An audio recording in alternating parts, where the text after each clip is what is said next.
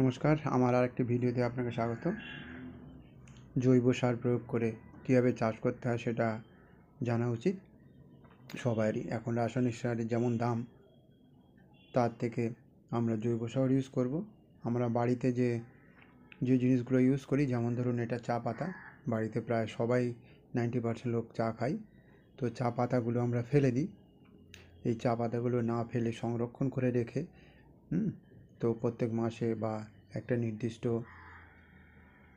ওজন হলে বা নির্দিষ্ট পরিমাণে হলে তো আপনার ছাদ বাগানে বা নিজের বাগানে সেগুলো প্রয়োগ করতে পারেন।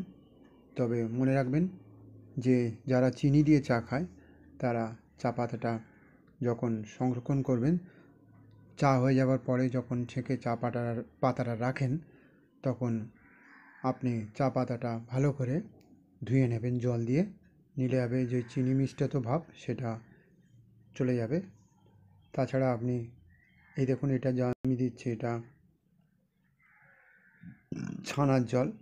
আমাদের বাড়িতে ছানা হয়, তো ছানার জলও আপনি বাগানে ইউজ করতে পারেন।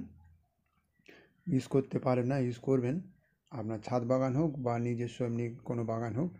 তো এগুলো আপনি বাড়ির আনাচে কানাচে যে গাছগুলো হয়ে থাকে সেই গাছের গোড়ায় দিয়ে দেবেন। যে গাছগুলো আমাদের অনেক প্রয়োজন হয়, যেমন তুলসী গাছ, থানকুনি গাছ, বা এরকম যদি বেগুন গাছ বা যে কোনো গাছ আমাদের যেগুলো উপকার করে, সেই গাছের গোড়ায় দিয়ে দেবেন। দিলে এটা আমি দিচ্ছি এটা লাউ গাছের গোড়ায়। তো আমাদের যে ছানা তৈরি হয়, ছানার যে জলটি, সেটা প্রয়োগ করি আমি জৈব সার হিসাবে। সুভাষ পালেকার কৃষি পদ্ধতি, এই পদ্ধতিটা আমি প্রয়োগ করি। সুভাষ পালেকার কৃষি পদ্ধতিতে কোনো রাসায়নিক সার নয়, শুধু জৈব সার। এইবার প্রয়োগ করব। দেখুন, আমাদের সবজির শেষ সবজির যে খোসা, সেই সবজির খোসা এবং এখন ব্যবহার করব।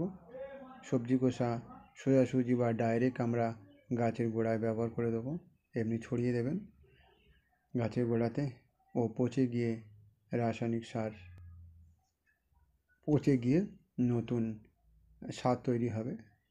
আপনার আলাদাভাবে সার তৈরি করতে হবে না। কেউ কেউ আলাদাভাবে সার তৈরি করেন, তার পদ্ধতি আলাদা, তার প্রয়োগও আলাদা। তো এইগুলো আপনি এইভাবে তৈরি করে নিতে পারবেন। আপনার রান্নাঘরের যে সবজির খোসা সেগুলো আপনি ব্যবহার করবেন। তবে এই কাগজ যদি থাকে, কাগজ, প্লাস্টিক, এগুলো সরিয়ে দেবেন না। এগুলো খুব ক্ষতি করে, মাটিরও ক্ষতি করে এবং উর্বরতার ক্ষতি করে। তো আপনি আপনার রান্নাঘরের যে সবজি আছে, সমস্ত সবজির খোসা নিয়ে আপনি বাগানের গাছের গোড়াতে দেবেন। জৈব সার প্রয়োগ করে কৃষি পদ্ধতির যে সিস্টেম এসছে, সেটার নাম হচ্ছে সুভাষ পালেকার কৃষি পদ্ধতি। সেখানে কম জল প্রয়োগ করেও আমরা কৃষকরা চাষ করে এবং বিনা সারে মানে রাসায়নিক সার প্রয়োগ ছাড়াই জৈব সার প্রয়োগ করে এখন চাষ হচ্ছে। তো আপনারাও কৃষি এইভাবে করতে পারেন। তো সুভাষ পালেকর কৃষি পদ্ধতির ভিডিও অনেক ইউটিউবে পেয়ে যাবেন, সেখান থেকে দেখে নেবেন। এবার আমি প্রয়োগ করব ছাই। আমাদের গ্রামাঞ্চলে এখনও কাঠের ব্যবহার আছে। এই কাঠের ছাই আমি ব্যবহার করব। এগুলো দেবো অ্যাকচুয়ালি কচু গাছের গোড়ায়। কচু গাছ দোআঁশ মাটিতে হয়। এটা হচ্ছে মানকচু। আমার মানকচু ভিডিও নিশ্চয়ই দেখেছেন, আর একবার দেখে নেবেন কি মানকচু অ্যাকচুয়ালি দোআঁশ মাটিতে হয়। কিন্তু আমাদের এই মাটিগুলো এঁটেল মাটি, তাই একে নরম করার জন্য আমরা ছাই প্রয়োগ করি। জৈব সার হিসাবে এখানে শুকনো গোবরও ব্যবহার করতে পারেন। যেহেতু আমাদের ছাইটা এখন অ্যাভেলেবেল আছে, তাই ছাই প্রয়োগ করে আমরা এই গাছ এই জায়গাটাকে উর্বর করছি।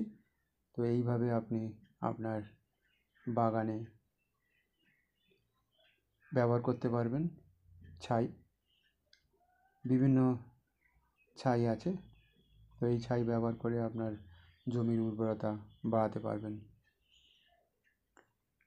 সুভাষ পালেকার কৃষি পদ্ধতির ভিডিও আপনারা দেখে নেবেন, কীভাবে উনি এই প্রক্রিয়াগুলো করতে বলেছেন। তবে সম্পূর্ণভাবে হিন্দিতে আছে, বাংলাতেও পাবেন। তবে ওনার কাছ থেকে যে শিক্ষাটা ডাইরেক্ট আপনি পেতে পারেন, সেটা অন্যজনের কাছ থেকে অবশ্যই পাবেন না। তো সুভাষ পালেকার কৃষি পদ্ধতিতে চাষ করুন। তবে কৃষকরা এটা ফলো করে না, কারণ এর গ্রো করতে একটু সময় লাগে।